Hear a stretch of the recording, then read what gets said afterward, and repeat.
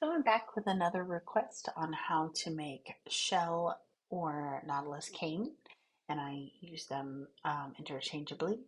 So we're just going to get started with some red, brown, dark from a Fetre, some light transparent topaz, and some light ivory.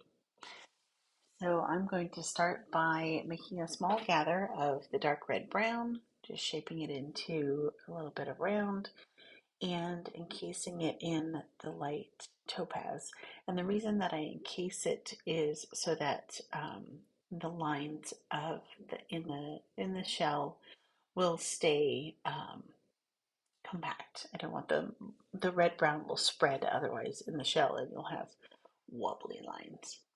So just getting it hot and now pulling it out into a little stringer, and I'll nip it off with my little wire cutters there and pull off the rest of the encased end.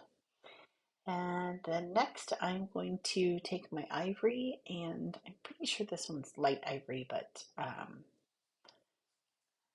what I usually make it with.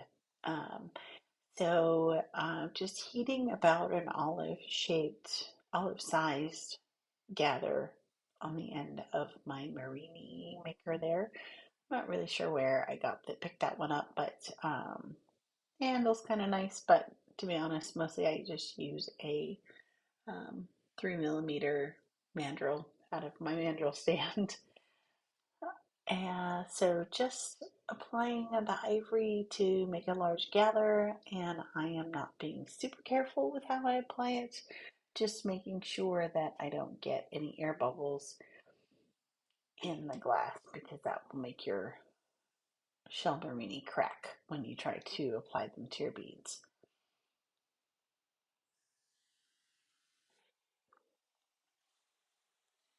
Just a little bit more glass on here.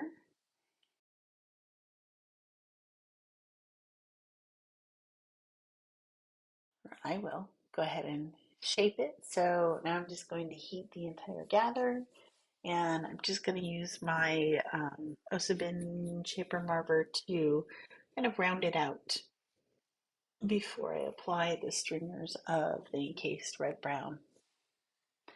Sorry, I did that off camera, but you can see it just making an olive shape.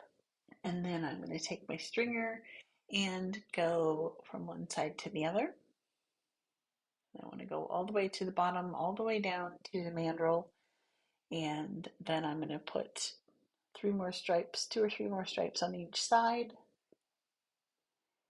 depending on how dense you want your stripes to be. I did 3 on one side and 2 on the other. Whatever fits is usually what I do. And now I'm just heating those stringers in, and using my tweezers just to make sure that the stringer of red brown goes all the way down to the mandrel, because I don't want that to pull up when I heat the whole mass. I want the stringers to stay all the way through the entire cane.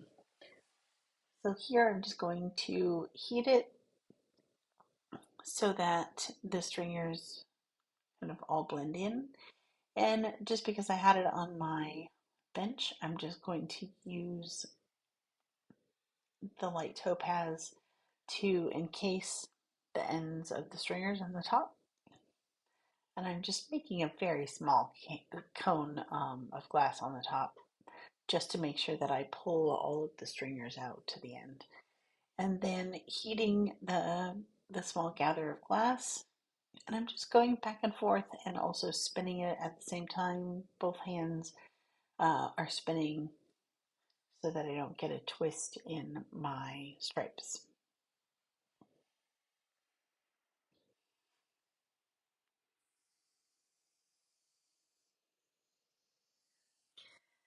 So you want to heat, the middle. You want to heat both ends, and so you'll, turn your gather of glass.